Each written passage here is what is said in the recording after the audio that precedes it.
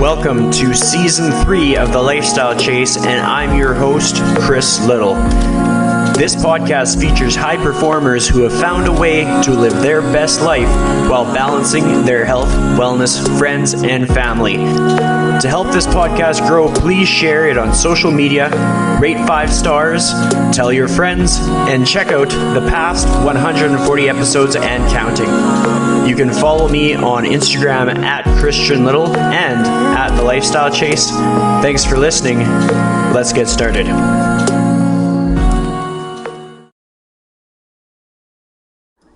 All right, so welcome to The Lifestyle Chase. I am joined by the one and only Kayle Simpson, and this is episode 169. How are you doing today? What is life like? Tell me a cool story from your day. Oh, well, I kind of told you. I slept in today.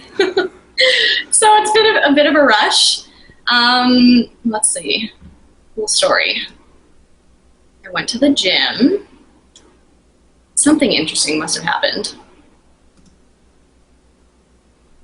I'm not sure. And I saw a guy riding a motorbike with like 4 gallons, like those big water gallons of water. So it's always kind of an adventure to see what you find on a motorbike on the streets. Like I've seen like maybe 5 people at one point, or like 4, a family on like, you know, a little two-seater motorbike. So that was kind of cool. Well, you know, just a box of chickens, like a bunch of crates.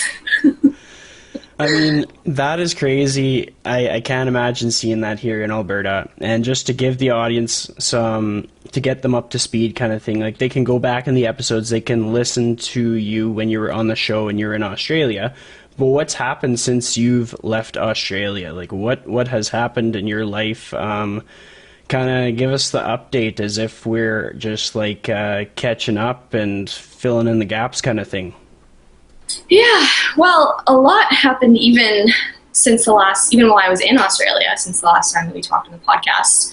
I decided that it would be a good idea to rent a motorhome and travel around the country, like halfway kind of around Australia on my own while working. And I can't remember how many miles I drove or how many kilometers. Maybe 4. It's either like, I think it might have been 14,000, but I could be wrong. Is that ridiculous sounding? No, that sounds reasonable. Like you'd be driving a lot, but it's realistic. Yeah. So I did that, and then decided to come to Bali, which was my kind of pre-COVID plans. And I've been here for the last few months. And yeah, that's kind of the general recap. So a lot of like lessons learned, self-discovery has happened since then. I feel like last time we talked on the podcast, I was in, you know, it was kind of at the height of the pandemic, if I can remember correctly. And it was cool because like I was listening to it today and it was like end of April of last year. And I was like, what a full circle moment. Like we had no idea what COVID would really be. Like I think both of us were kind of like, it's not so bad. And then it kind of got a little bit worse. Like obviously Australia kind of got things settling down a lot sooner, but just kind of cool to see the perspective. And honestly, like just from following your adventures and stuff, from my point of view, just the whole van thing, that was interesting. Just like kind of the lessons that you learned by traveling in the van, the crazy events that happened, just being in that different environment and stuff. And I was wondering, like, what were some of the takeaways that you got from that? Like, what kind of inspired you to do the whole van thing in the first place? And if somebody else was saying that they wanted to do that, what would you tell them? What inspired? I don't even really know what inspired me to do it. I think I just saw the idea somewhere and then I got it in my head and then I just couldn't get it out of my head and I kind of figured, why not? And what was your other question? So what inspired me to do it, and then what were my biggest takeaways Well, from it? takeaways, and then even if just like, let's say somebody's just got cabin fever from all of this whole like staying at home thing, and then one day they get set loose and they get to go to wherever they want to go, and they think, I'm going to go in a van. Like, what would you tell somebody like that? Yeah, I would say definitely try it out for a short period of time first. Like 3 months isn't that long, but I think when I first started, I kind of had it in my head that I was like, oh, this is awesome. Like, I'm going to do this, for years. I'm going to buy a van in Europe and I'm going to do it there. And I had just kind of gotten a little bit ahead of myself. And then after about a month in it, I was like, yeah, this isn't really for me. It doesn't really make sense. But I think so it was awesome. And I think if you're someone who, there's a lot of challenges that come with it, like you might imagine, and there's more that you don't think of that come up. And a lot of it is just, the things that you do every day that you take for granted, like showering and brushing your teeth and having a fridge and cooking, like they just become exponentially harder, which for me, I tried to, like, I knew that going in, and I was like, I feel like, challenges make us stronger, and I think it'll help me grow as a person. But then I kind of realized, I could maybe challenge myself in other areas of my life that might be more useful to other people. So it was a good experience for me, but my biggest takeaway was it helped me kind of like solidify my values and what's important to me and how I do want to live, and how routine is very important to me and what I'm passionate about. Like I found it was a struggle to balance everything. Like I was working full time in my laptop, and then, there's activities of daily living were just taking up so much more time. And then I was also spending a few hours every day driving, and I was trying to sightsee. Like I had just way overfilled my plate, and it was more challenging. Like I couldn't spend as much time on self-care as I typically do, which is really important to me. So it really solidified how important that is to me, and how important like my mental health is. And yeah, I was like, traveling's cool and everything, but if you're like strung out and stressed out and like not taking care of your body and your mind, it's just like, even if you're in the most beautiful place, like it's not, your experience of life is just more dull. So it really solidified for me, like fitness, self-care, taking care of your mind and body, like that has to come first, because otherwise anything that you do outside of that, like, is just not going to be as fulfilling, and you're not going to be as present, and you're not going to show up as the best version of yourself. So that's like, I would say my biggest lesson that I've learned since then, and that I've really taken and applied to my life in Bali now. So in just all that reflection, because like sometimes we don't know kind of like what's going on with ourselves, like we're kind of going through the motions, we're putting the van in drive, we're going from place to place, and it's like hard to realize like how far behind we fall until like something happens. So for you, what would you say was it that happened that like really alerted you that you needed change, kind of thing? I think it was like I spent so much time alone, which was another like awesome thing about the van. And I don't want to sway someone one side or the other. I would say try it out and think about the reasons that you're doing it. But there were like a lot of awesome things that came with it. And one of them was I got to spend a lot of time alone with my thoughts. So I just had a lot of self-reflection time, and a lot of that I would spend listening to podcasts and audiobooks and like exploring different thoughts and different ideas.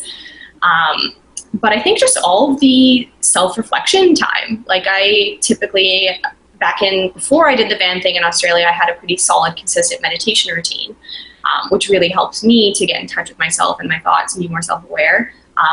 But that was one thing that I just didn't really have time for in the van. However, I had so much time alone, and like I would kind of just try to bring that mindfulness while I was driving and like observe my thoughts.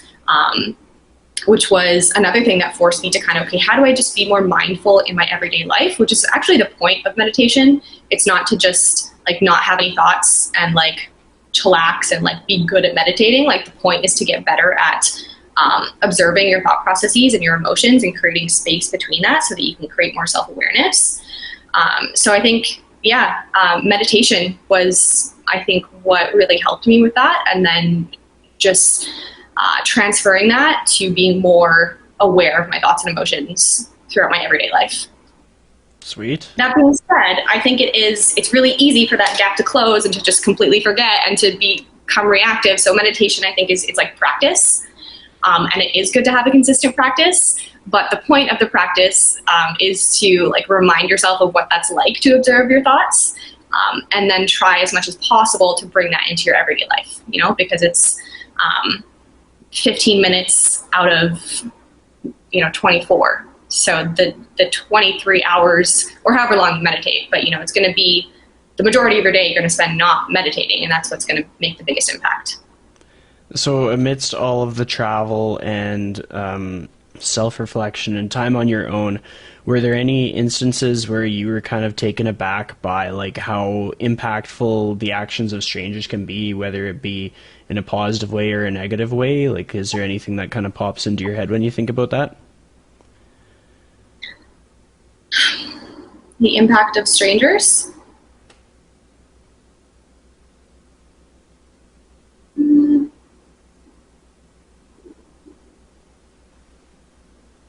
I'm thinking, I feel like because I was alone so much and, when you're traveling around and I had no one with me, just how like every interaction with someone can be a chance to connect. And I feel like I may have even said this on our last podcast, potentially. There's a chance. But especially with COVID and people being so socially isolated, I just really was grateful for the opportunities to interact with humans face to face. And I just want to have a disclaimer, like I have basically with my travels and just where I've happened to be in the world have pretty much like bypassed, like I did like 4 weeks of quarantine, I think in total, or like heavy restrictions. And aside from that, just the way that Australia closed their borders, like things have been pretty normal for me. So I have pretty much like bypassed a lot of the stuff that I know everyone's been dealing with. So yeah, I've been very grateful for interactions with strangers and just remembering that like every human that you talk to, they're, whether it's a server or like someone you walk past on the street or someone who cleans your house or like is taking away your garbage, like they're all human beings with a story, and like you're no better than anyone. And just those small interactions have the potential to make your day and make their day. And to just like take advantage of that and like try not to get lost in your own bubble and just like get into your routines and your habits, and forget that, I don't know, those opportunities to connect and to like see someone as a human being and just be kind. Definitely. I mean, like, it was kind of cool to watch just for contrast of how you would kind of navigate like the month to month to month, where like some of the listeners will be out of the US, some of them will be out of the Edmonton area. Everybody's kind of had a different year and how it's gone. But I would notice like you would be traveling in the van and then something would go wrong, and then it would just be, whether it be the neighborhood you were in or like something that the company set you up with, it was like, even when things completely go wrong, like having that faith that you can focus on the positive, or you can kind of take care of like your attitude towards things. I thought that was really, I don't know, like it kind of gave me perspective, like for me to watch through social media and stuff, like as disconnected as that can be, it's also like helpful for people to be able to see, okay, like this is somebody across the world in the same industry with different obstacles, but similar context, in the sense that not everything's in our control. Like not everything that we face is going to be something that we know what to do with. But despite that, we can take like a solid approach towards that thing, We can take care of our mind and body. We can be kind and kind of like ask the right questions when it comes to coming to a resolution. Like, I'd imagine there's a lot of tough conversations that you had to have in every like place that you've lived, in every vehicle that you had to drive, or like person that had to escort you places. Like, have you been like riding on the back of like scooters and bikes and stuff when you've been in Bali? Like, what kinds of modes of transportation have you been on in the last like year? Well, I was in the same motorhome for the 3 months that I was traveling in it. But then since coming here, I was doing like bike taxi. Like, people ride scooters in Bali. It's really hard to get around on a car. Just the roads are really narrow, and the traffic. So, but I had never driven a motorcycle before. So for my first month here, I was riding on the back of like bike taxis. Just to kind of get used to it and get a feel for the traffic. And then I had a friend kind of teach me how, and then I've had my own scooter for a couple months now. It's so fun. Well, it's kind of one of those things that's exciting and exotic at first, but I'm sure as you get used to it, it's like, okay, well, this is how we go to the grocery store now, like, or this is how we go to the gym, kind of thing. A little bit, but I'm still like so grateful and having so much fun on it, especially when you go on like longer trips. That's awesome. And like, you get to be right out there with like the scenery and everything. That's cool. So, like, in the weeks leading up to the move to Bali, what was that like? Were there any uncertainties, or you would, because we talked about it in the previous podcast, if that was your intention the whole time, and it was just kind of like waiting until the right time to go. So when you were kind of getting to crunch time and you're like, okay, we're going to change locations, like, what were the 3 weeks leading up to that like? Like, was it smooth sailing? Were there any hiccups? Tell me a bit about that whole experience. Yeah, so my original plan when I was in the van and kind of trying to decide what I was going to do next, I was actually going to go to Thailand because I had heard that they had opened up this new long-term stay visa, and heard about this island, Koh Phangan. I don't know if I'm saying that right. That was kind of similar to Bali.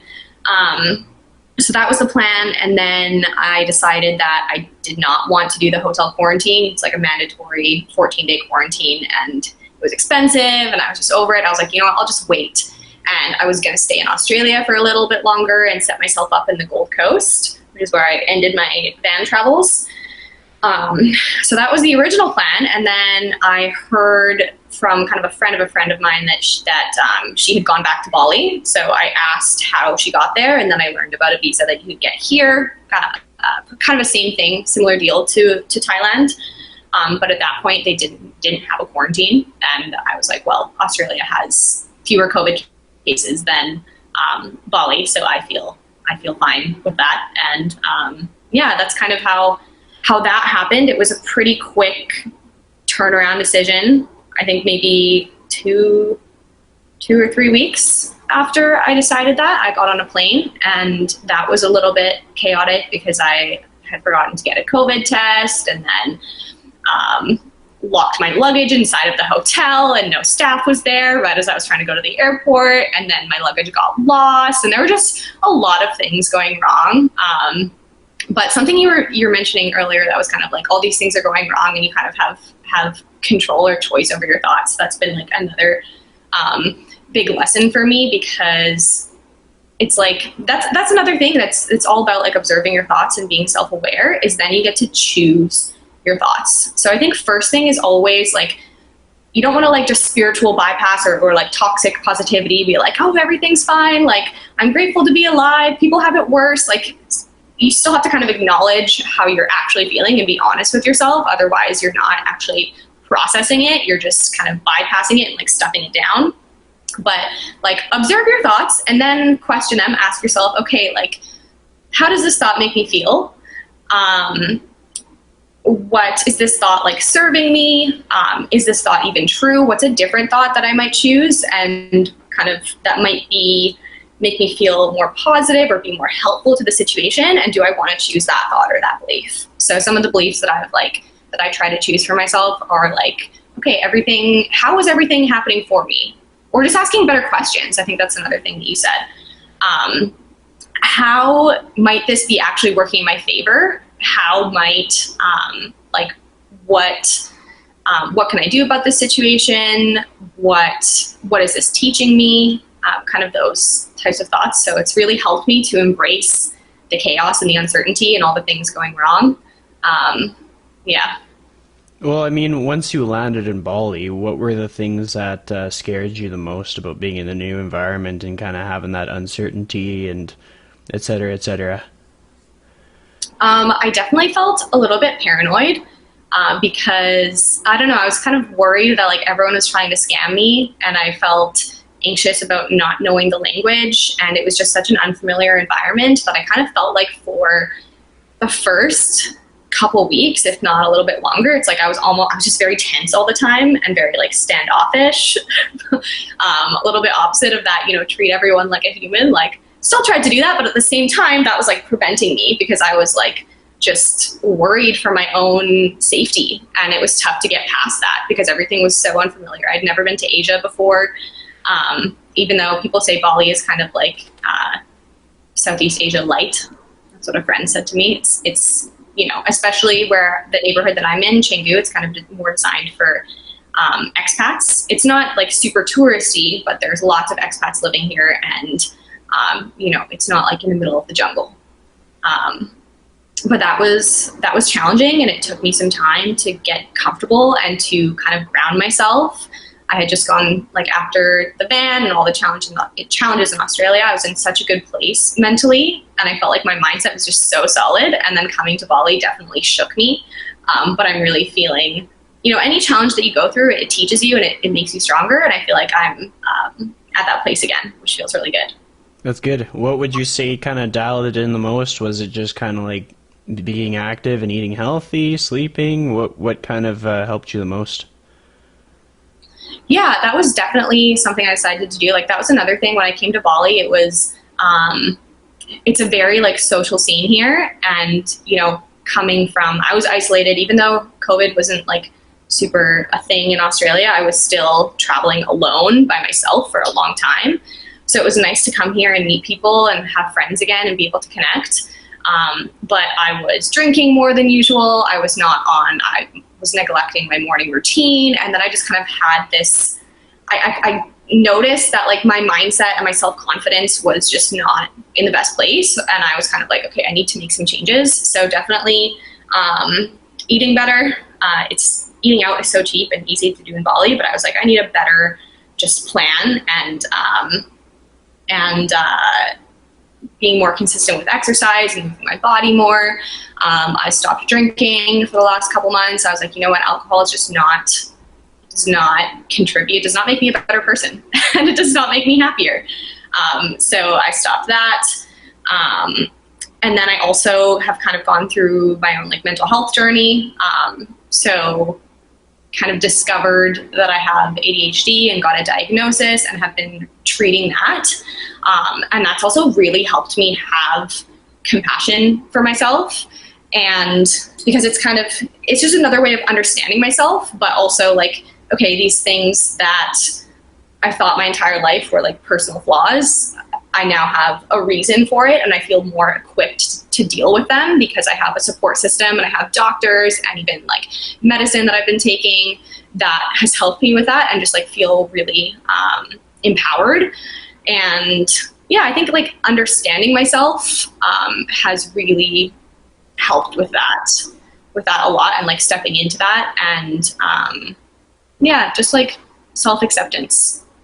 Well, I mean, when I saw that you were confirmed to have ADHD, like I was thinking that through, and I was, oh man, like that would just be a game changer. Just like the amount of, I guess, like clarity it would give you on like past experiences, and yeah, just giving yourself more grace. Like, I don't know about you, but I'm a horrible like cleaner. Like I'm not very tidy, and so like when you were talking about that, I was like, ugh, I don't know if I'm just messy or maybe there's something special. But it's just like what was it that led up to that for you that made you think, okay, like I need to dive a bit deeper. I need to kind of like figure out what is going on with like my thoughts or my efficiencies or just how focused I can be. Like what exactly happened that kind of opened that door for you?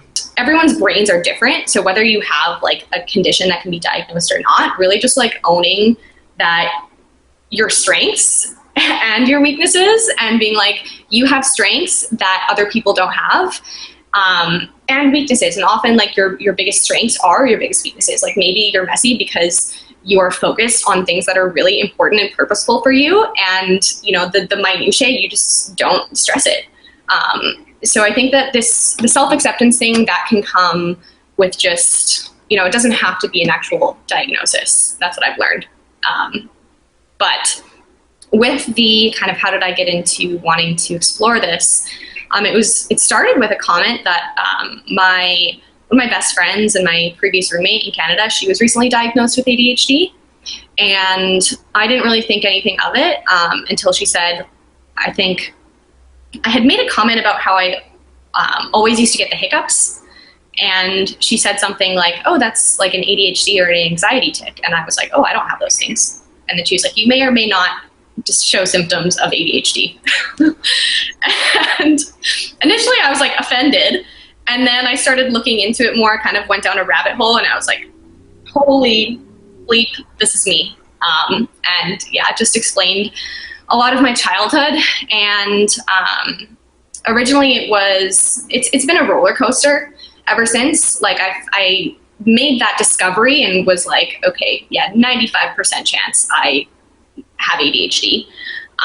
But that was, yeah, maybe 2 months ago or a little bit longer. And I kind of put it on the back burner because I didn't really feel like there was anything that I could do about it. Because I had heard things about people were like, don't go on medication, like just medicate or just meditate, just take care of yourself. And I'm like, okay, well, I'm already doing all those things. Like literally, I'm so on top of them. And I still do it still just interferes with my life in like major ways that are very frustrating. But I was not open to medication because I had heard kind of horror stories from people. And yeah, and then I was doing this experiment where I gave up caffeine because I just wanted to see what my body would be like without having like a caffeine dependence. And there were some good aspects to it as well, but in general, I was just kind of struggling with like getting things done and just having motivation to do like most things. So my nervous system was good, and I was sleeping a little bit better and these things. And then I had a coffee one day and remembered what it felt like to be caffeinated. And that kind of made me I was like, okay, you know what? I'm a better person. Like I am more motivated to do things. I feel like I can, you know, just contribute to society better, and my mood is better. And I was just so much better on caffeine, which kind of made me realize, okay, you know, maybe drugs aren't all bad, and I should look more into if medication is something that I could like add into my treatment plan. And decided to be open to it, but also just like get treatment in general and kind of see a professional. Largely because it's like a lot of things I didn't realize were ADHD, but just like low motivation in general. Like my business is, you know, it's my baby, and it brings me so much passion and fulfillment, but just my motivation some days, it was just so hard to sit down and do things. I think that's like the best way that I can describe how ADHD feels, is like doing things is just so hard. That like, you know, that kind of threshold for motivation that you need to do things as simple as even like cleaning up after yourself and like going to bed and leaving the house on time. It's just like so high. So caffeine helped to lower that a bit for me because it raises your dopamine. It's kind of like a weak version of the stimulants, but it also kind of made me a little bit more scatterbrained. But yeah, I think that answers your question. I realize not all drugs are bad. Maybe there is. I should explore this, and like did more research into different ADHD treatments and decided that it was something that I wanted to pursue. And I'm so glad that I did. Well, I think it's cool to have that conversation, kind of like talk about that stuff, simply because like there's so many trainers in the industry that have ADHD. Like I've probably interviewed maybe 3 or 4 trainers with ADHD, and like several of my friends in the industry have it, and like it doesn't negatively impact them. Like in many cases, like it makes them better at relating to people, or it makes them better at cueing exercises in great detail. And Yeah, no, some of that's them will a. use like medication, some of them won't. But yeah, like what were you saying? I think you're totally right. There's so many strengths that come with it, and I think I heard this fact where entrepreneurs are 300% more likely to have ADHD. And also, like, we're often drawn to exercise, especially if you display like the hyperactivity component. And it's really good for ADHD as well to exercise and move your body.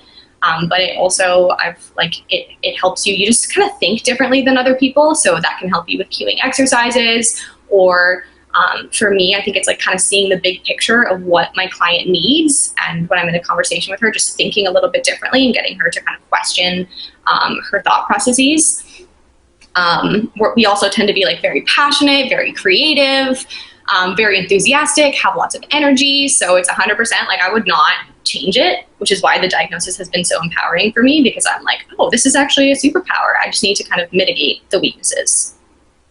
Yeah, well, it makes sense, and it's cool that we can frame it with so many things that make each person different.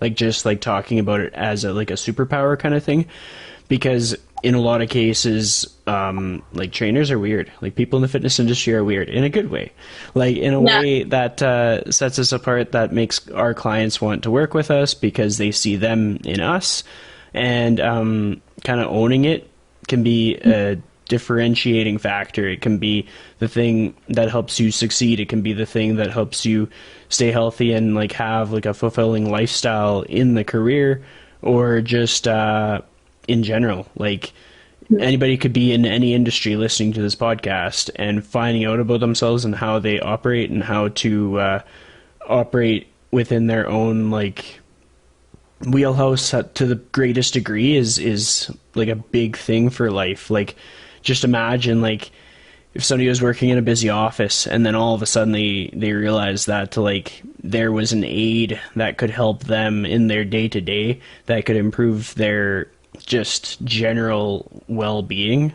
Maybe not even like as a performance thing, but just as a how they reflect on themselves, or how they interact with their colleagues, or how much they worry about things not worth worrying about, or how they handle stresses and stuff. Yeah, 100%. And that's something I find with my fitness clients as well. Like, it starts out with working on their problems and their struggles with nutrition and with fitness, but those same concepts can be applied to any area of their life. And that's what it tends to happen, is like once they work on not sweating the details, and like focusing on consistency over perfection, and being more self-aware of their thoughts and how they're making them feel and how they're motivating them. And it's like, once you have that, then it's like, oh, I'm noticing the same thing in another area of my life. So that's kind of how I see fitness too, is it's like a gateway to self-improvement. Yeah. Like, once you're like, oh my God, like I can do it. I can like change my body. Like I'm feeling healthier. And I find like once they do that, then they're more open to like, oh, this meditation thing, or this journaling thing, or just like being more open to like working on themselves, feeling more motivated overall. Like it's a gateway. Just so For cool. sure. Yeah. I mean, amidst all of that stuff, like let's go back a few months to like when you're first finding your housing arrangement in Bali. Like you're coming across a few obstacles with like leaking roofs and trying to like get the perfect place and stuff. Like what was it like to kind of not really know if the place that you're going to be at was going to work out or not, and that you might have to like figure out a new solution? Like what was that period of time like for you? See, everyone tells me about or mentions the leaking roof thing. That wasn't actually a leaking roof. It was just an open concept house, and it was raining so hard that the rain was like spilling over the side and down the house, if that makes sense. Oh, Yeah, it kind of makes sense. It's just like at the end of the day, there's water where water shouldn't be, and it was a Yeah, pain in the butt. So like I yeah, couldn't even imagine. The thing is, it's funny because in Edmonton, like you just get used to everything. It's the same. In the winter, it's cold, and then it's you get your 5 winters, and it's just like it's so predictable. And so you kind of get tossed into a new environment where suddenly you're not worried so much about snow. You're worried about like bugs and lizards and like yeah. water accumulation, etc. What was the shift like for you in like navigating new issues, or were you able to just kind of like reframe it and just like water off a rock kind of thing? I mean, see, I used to be so scared of bugs and like spiders back in Canada, but I think Australia kind of primed me with that. I think if you're afraid of anything, like the best way to get through it is just exposure. Eventually, I was like it is what it is. If I die, I die. You have to be careful with like the deadly ones, but I think just being around them so much, like I 100% used to be so afraid of spiders, and I would like freak out, and I was a little baby about it.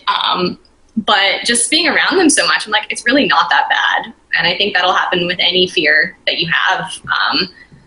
Humans are resilient, and that's something I've learned over the past couple months is like, you will get through it. And I think maybe I've just like had that experience with all like the new experiences and new challenges that I've had with moving to a different country, really having to like sort out all the details of how do I live, how do I work, and then living in the van, and then moving countries and all of this in the middle of a pandemic. It's just really showed me that like whatever comes up, I will figure it out. And like I'm resilient and I am capable, and there's no point in stressing about something that hasn't happened yet. So you'll deal with it once it comes up. The living situation, like where I kept moving from one place to the next, that was a little bit of a ADHD / my fault thing. I basically forgot to tell them that I wanted to extend, and then they told me 3 days before I had to leave that I had to leave. So that's one of the ways that, like I said, like ADHD has like when it presents itself in like forgetfulness and just struggles with like organizing your life and deadlines and things like that. Like that's been, I guess, another thing that really like showed me or made me very aware that that's a strong deficit of mine, was things like that. And then like I overstayed my visa. So I was supposed to renew my visa after 2 months. And after 2 months and 10 days, I was like, when am I supposed to renew my visa again? And missed the fact that it was $100 a day for every day that you overextend it. So that was another more expensive lesson that I learned. But yeah. Well, how many days did you overextend it? Oh, Yeah. that's brutal. Yeah. Not going to make that mistake again, though. Well, I mean, everybody kind of needs to go through that stuff. I look at the last year as being like a condensing of everything that a person would learn from. Like, we were gonna have these things happen to us one way or another, but we just got to, some of us experienced like 7 of them within a 12-month time frame. And in another lifetime, they may have experienced those 7 things over the course of like 5 to 10 years instead of like 2 years. And Which type of things? well, it's just like business, like people having to pivot in their business, people having to learn new things, having to get used to being around just their own company or being around different people. And it could be like weather phenomena, it could be plans not going according to plan. Like so many people had like things that they wanted to do, things on their bucket list, things, marriages, engagements, big reunions, having to experience loss, like endless things that kind of shape people and like how they show up in the world. So it's just cool in a sense that just think of who you are or who anybody is walking away from all those like experiences that shape them, and just how they can like show up bigger in their next opportunity. Like, despite the fact that you probably have had to spend thousands of dollars in so many different scenarios where had it gone perfectly, you would have that money in the bank.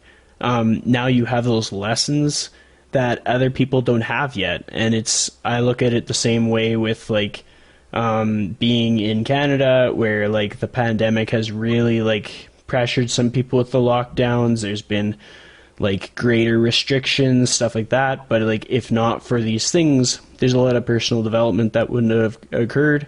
There's a lot of like business refinement that wouldn't have occurred. Like, before we started the show, we were kind of talking about different things that I've done with the podcast, and like I probably would have just been super complacent if not for like kind of having been stuck in my house for a while. But with all of that ramble out of the way, with regards to your own like business and career development, like it looked like you were kind of doing some new group stuff, or like partaking in some stuff to kind of develop yourself. Like, what has the last year been like in terms of that for you?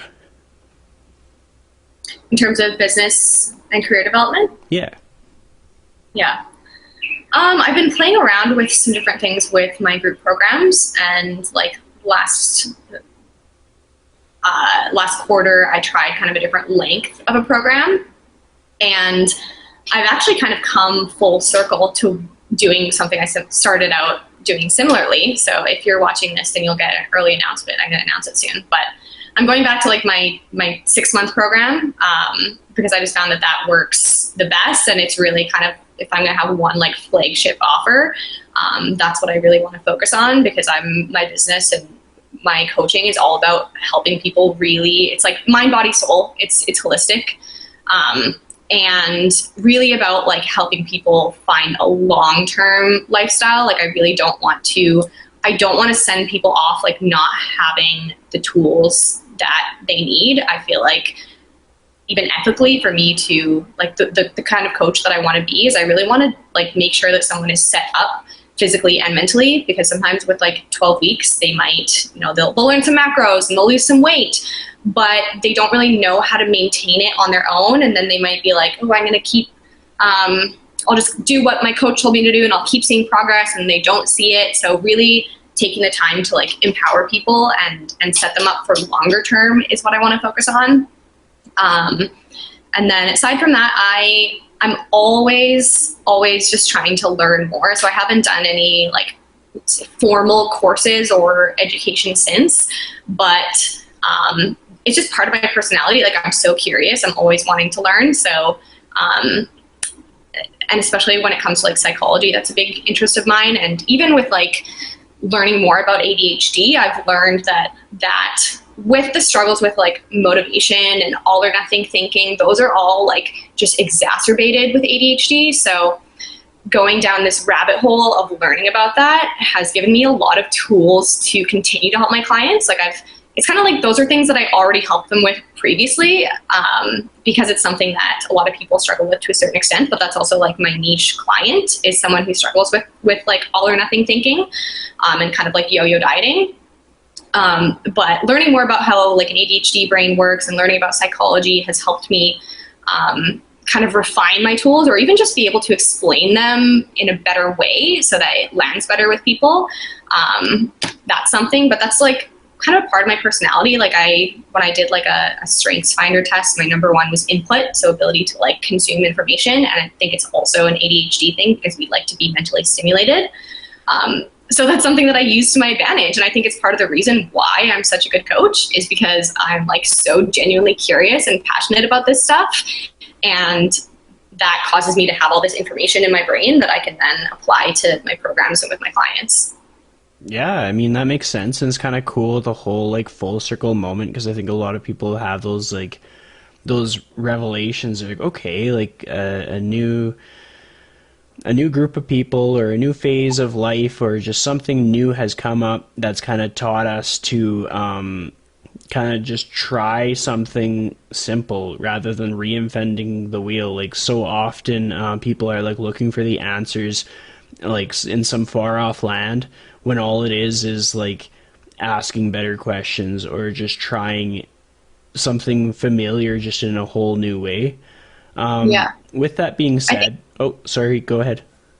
one more thing that's really helped me is to stop comparing myself to other coaches and to other methodologies, because then that I just get really confused, and spend more time thinking about what are my experiences, how can I help people, what's like my message that I want to put out there, and just be really clear about that and own that, because that's how you're going to attract people. Like, you're not going to attract clients to you if you're like not sure and not confident in yourself and are kind of flip-flopping your ideas. So of course it's good to change your mind, but you really just have to like remember that your unique abilities and perspective and how you can help your clients, that is your superpower, and you should not try to be like anyone else, because then you're dulling, the gifts that you have to bring to the world and to your clients. Yeah, I completely agree. I mean, like, it's just when somebody's learning something new and they're not exactly certain of what the right approach is, it's better to make mistakes and find your own path than it is to do like a watered down version of somebody else.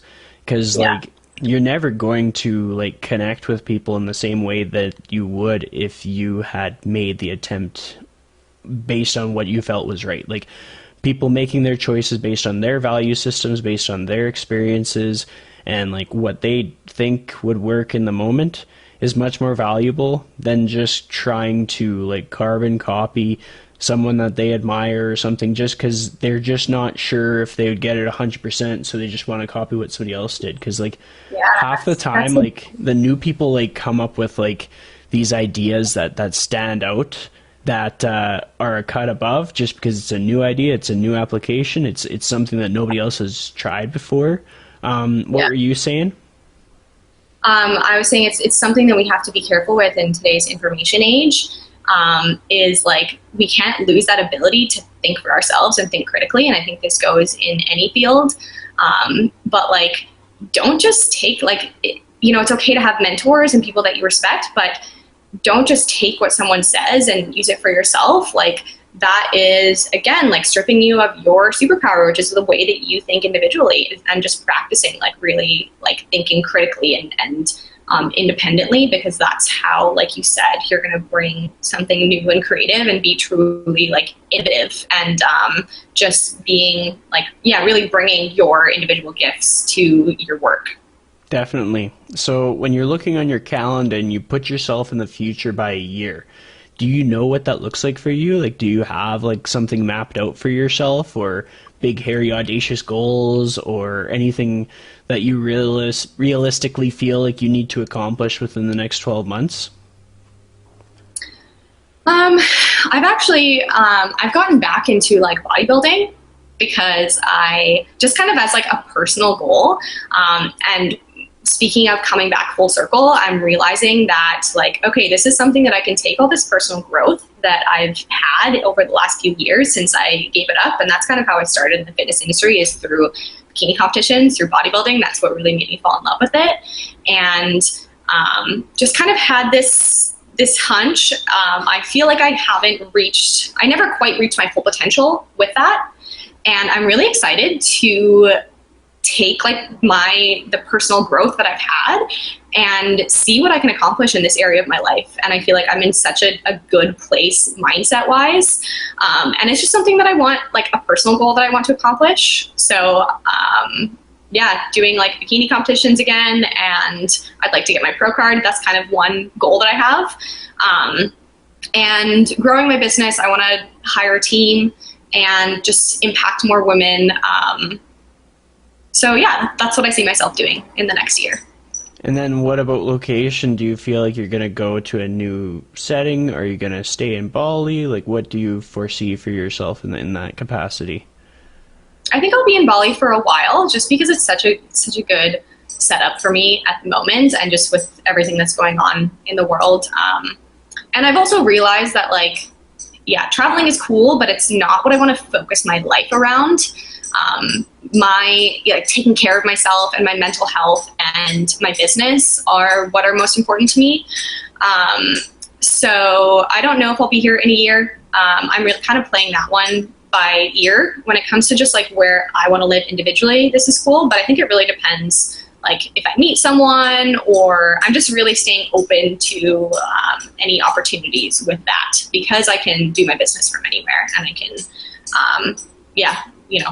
work out anywhere, and the things that are really important to me I can do that like anywhere. Yeah, and I mean, that makes sense, and it's just kind of cool to reflect on that. Oh, go ahead. I will say, like, when it comes to like where I want to live eventually, like warm weather, sunshine is so important to me. So that's always like factoring in when I think about where I see myself living, just because it makes such a big impact on my mood. My parents also said they will retire wherever I live. So hopefully I'll have my family there too. But yeah. Well, I mean, it's a game changer. Like, it's so many people's moods. It's like really bad, or like really they can either struggle or they can thrive based on like the place that they're living. And so it's just kind of cool that you've been able to sort of see that where you live makes such a big difference in such a positive way. Yeah, totally. So right now, like, the screen's kind of frozen. I don't know if your screen's frozen, but I've got you a bit frozen on my screen, but I'm going to assume that you can still hear me. Is everything still working on your end? Yep. Perfect. Everything's fine. Oh, now we're good. So something that I ask all of my guests as of late is I've been getting them to dish out some challenges for the audience. So it's just something simple, but like something that's like unique to you, that's been on your mind, that you want a bunch of people that listen to a podcast to do, that you think would enrich their life. And so essentially what you're going to do is you're going to be like, your challenge for the day is, and then just give it to them. Okay, I got it. Your challenge for the day is every time you walk past a mirror, you have to say something nice to yourself, or give yourself like words of encouragement. I like that. Because I think that, we don't do that enough for ourselves. And like, it's the power that can have, because like, it's like if you had a person following you all day who's just like saying mean things to you, it's like that's going to get to you eventually. And like just the power that your thoughts have, and it just being a little intentional with that can really just like change your mindset and your mood and like your relationship with yourself so much. So just something simple with that, like, okay, you see yourself in a mirror, like talk to yourself, like be your own hype woman or hype man, and just like see the difference that makes in how you feel.